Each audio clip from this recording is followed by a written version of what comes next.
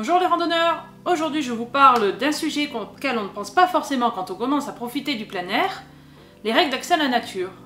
Parce qu'en fait, on croit que, mais il y a beaucoup de règles qui nous empêchent d'accéder à la nature comme on le souhaite. En tout premier, les règles auxquelles je pense concernent surtout la région sud en période estivale. En effet, pendant cette période, les accès aux massifs sont réglementés selon la météo pour éviter les risques d'incendie. Par exemple, comme ces derniers jours où il n'y a pas eu de pluie et il y a beaucoup de vent, les massifs sont interdits dans les Bouches-du-Rhône ou dans le Var. Donc si vous souhaitez randonner dans la région sud, sachez que du 1er juin au 30 septembre, il faut consulter les sites internet, je vous mets les liens dans la description, pour savoir si les accès aux massifs sont autorisés ou non. Alors il y a plusieurs couleurs sur les cartes que vous verrez. Donc rouge c'est que c'est interdit, orange c'est déconseillé et jaune et vert c'est que c'est autorisé pour les randonneurs en tout cas. Donc sachant que s'il n'y a pas de pluie et qu'il y a beaucoup de vent, en règle générale, c'est interdit. Et ensuite, que j'oublie pas de vous dire, c'est tous les jours à partir de 18 h, vous avez l'actualisation des accès pour le lendemain. Voilà, dans le sud, donc en été, bien souvent, c'est pas de randonnée. Et après, en plus, il y a la saison de la chasse. Ensuite, autre règle qui restreignent l'accès à la nature, et là ça concerne plutôt les bipèdes accompagnés de leurs canidés, ce sont les parcs nationaux. Les cœurs de parcs nationaux sont interdits aux chiens pour éviter de déranger la faune locale. Donc sachant qu'il y a 11 parcs nationaux en France, je vous conseille donc de vous renseigner sur les zones de parc, de cœur de parc, avant d'y aller avec votre chien.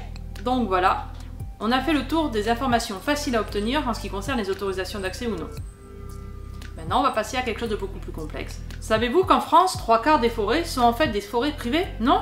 Eh ben voilà. Donc, qui dit forêt privée, dit propriété privée, et donc à laquelle on peut nous interdire l'accès. Mais rassurez-vous en partie, car dès que vous suivez un sentier balisé, en règle générale, c'est les communes ou les départements qui ont obtenu des accords avec les propriétaires privés pour laisser les randonneurs passer. Donc sentier balisé, ok. Bonne nouvelle, il existe aussi des espaces naturels dont l'État est propriétaire et donc qui permettent l'accès au public. C'est le cas restant des forêts.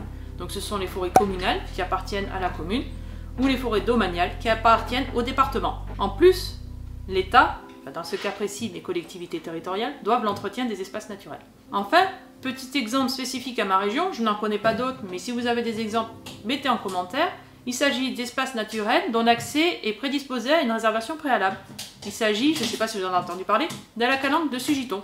Depuis l'été 2022, et seulement sur une période donnée, l'accès à la calanque de Sugiton est soumis à une réservation préalable gratuite. Donc voilà un petit panorama des règles d'accès qui régissent nos espaces naturels.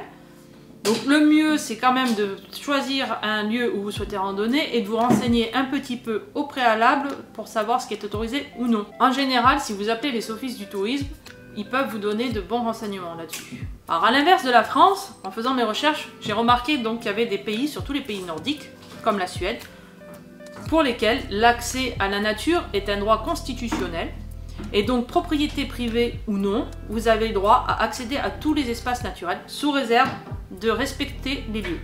Par exemple, en Écosse, peu importe où vous allez dans la nature, tout est autorisé en accès. Par contre, il ne faut laisser traîner aucun déchet, mais aucune déjection canine par exemple. Mais rassurez-vous, en France, je suis tombée au cours de mes recherches sur une jurisprudence de la Cour de cassation de 1854 qui dit que les terrains non clôturés ou dont l'interdiction n'est pas clairement portée à la connaissance du public sont présumés ouverts au public sous réserve de ne pas y causer de dommages. Plutôt une bonne nouvelle, non? Voilà, donc je pense qu'en fait le problème en France vient surtout qu'il y a un gros manque de respect, vous avez dû sûrement déjà le voir lors de vos randonnées, des papiers qui traînent par terre, un emballage de mouchoirs, c'est vraiment inadmissible en fait je trouve de saccager l'espace naturel. Donc n'hésitez pas à partager votre opinion en commentaire avec toute la bienveillance nécessaire bien entendu. Allez, à bientôt!